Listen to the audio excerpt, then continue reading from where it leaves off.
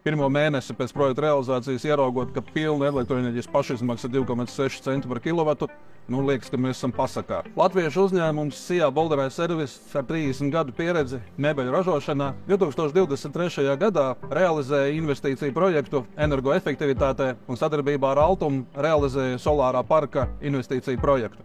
Projekta realizācijas laikā uzstādījām 1400 paneļus ar kopējo jaudu 499 kW un plānojam saražot aptuveni pusi no pašpatēriņa, kas mums ir gada griezumā aptuveni 550 MWh. Projekta izmaksas investīcija apjomi, ja mēs nopaļojam, tad mēs runājam par $500 000. Realizējot projektu, pēc projekta nodošanas 30% bija kapitāla atlaide, ja faktiski saistības, kas bija uzņēmumam, tika dzēstas.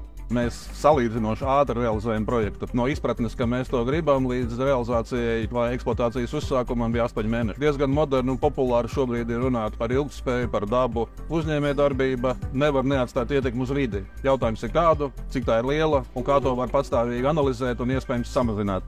Mēs savukārt ar darbiem to jau darām ilgstoši, gan ieviešot ISO kvalitātes standartus, gan vides standartu, gan optimizējot savas izmaksas, pārējot no parasta apgaismojuma uz LED apgaismojumu, kas jau bija realizēts pirms vispār projekta parādījās. 22. gadā mēs sākām rēķināt mūsu nospiedumu pēdu, jeb siltumnīca efekta gāzu emisiju un aprēķini, kas ir pa 23. gadu, kur pusi no gada mēs jau lietojam savu solāro parku.